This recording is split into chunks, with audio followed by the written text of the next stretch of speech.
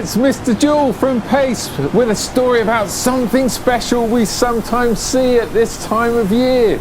It's magical, it's mesmerising, it turns the sky into a giant game of dot to dot where all the dots are not black but white and they have no numbers and they just keep on moving no matter how fast you try to join them up. It turns the ground white like a fluffy blanket on a bed or smooth white icing on a cake. I'm talking about snow. When it happens, it's perhaps one of the most exciting things about winter. Maybe you're like me and think we live in a part of the world where we just don't get enough snow. Were you dreaming of a white Christmas or singing "Let It Snow, Let It Snow, Let It Snow" just a few weeks ago? Snow, so that we can make crunchy footprints, spectacular snow angels, superb snowballs and build brilliant snowmen. When it falls, we stay out in it as long as we can and only head back indoors when our socks start getting soggy, our noses start running and we realise we can't feel our feet anymore. Back inside, we change into comfy dry clothes, snuggle up on the sofa with a hot chocolate-filled mug, watching a movie, and feel our toes tingling back to life and our cheeks glowing as brightly as the fire. The snowiest winter in this country in the last 100 years was 1947. Between 22nd of January and 17th of March, snow fell every day somewhere in the United Kingdom. Imagine that, snow day after snow day after snow day. I wonder if people forgot what grass looked like. When I was your age, I lived near a park that was just brilliant for sledding.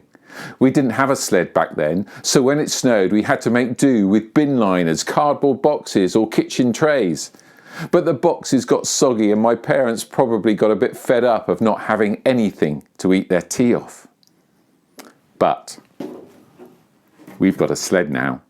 Here it is, it's fast, it's red, it's smooth. In fact, there's only one problem. It's hardly snowed since we got it. Some of the best sleds are made out of wood. It's quite an art to shape the runners and smooth the slats so that you can slide down the snowy slope at super swift speed and see who stops at the foot of the slope first. It takes a really clever carpenter to make a super speedy sled. You'll know that as he was growing up, Jesus learnt to be a carpenter from his dad, Joseph.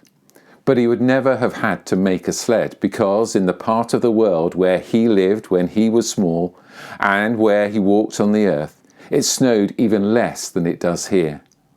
In actual fact, most of the events in the Bible took place in the part of the world we call the Middle East, where it's much warmer and drier than the UK.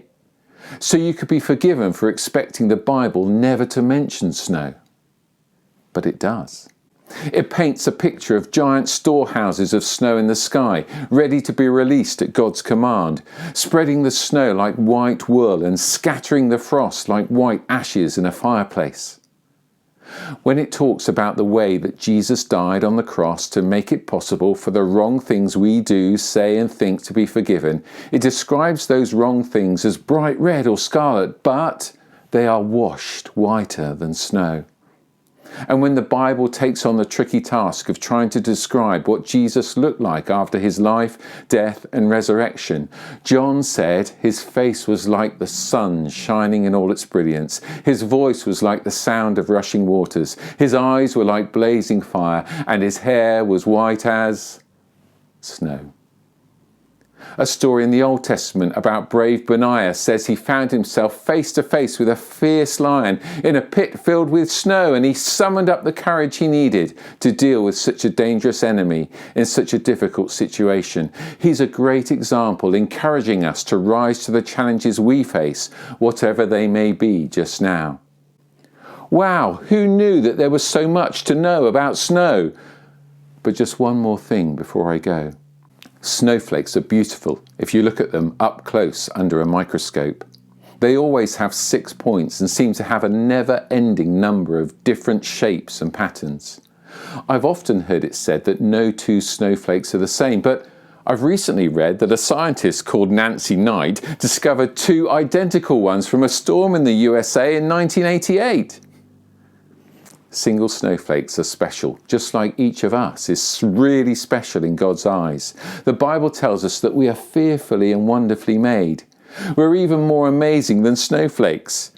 But while single snowflakes are special, stop and think for a moment about this. Snow has its greatest impact when lots of snowflakes are joined together, and that impact can be for good or bad. Sometimes snow can cause trouble and difficulty, like when it tumbles down the mountainside in a mighty avalanche, or when it drifts and blocks the road. I can remember when my eldest daughter, Maddie, was just 2 months old. We had to drive home from London in the middle of a snowstorm that was so heavy we could barely see the motorway or the cars around us. The snow was so scary.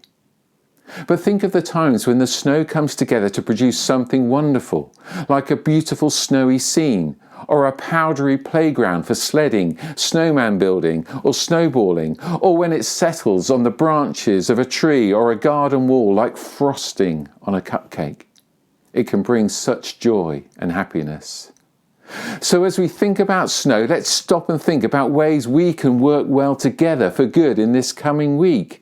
Not to cause problems, but to create a really positive impact on our class, on our school, on our neighbourhood, on our community, to bring joy and happiness to the people around us. So much so that, like snow, even though we don't see it that often, we look forward to it and love to make the most of it when it comes, as it changes the whole mood and atmosphere just for a little while, filling the faces of young and old with an enormous smile. What can you do this week to bring a smile to the people around you? Why not pause for a moment when this video is finished and think up some ideas? There's no end of ways we can bring joy and happiness to others. I'm going to finish with a prayer. Please join with me or sit quietly if you prefer.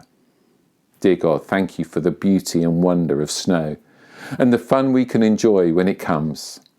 Thank you that the beautiful way snowflakes are designed reminds us how special we are in your eyes too. Help us to work well with each other, to do things that bring joy, happiness, kindness and fun to others. Amen.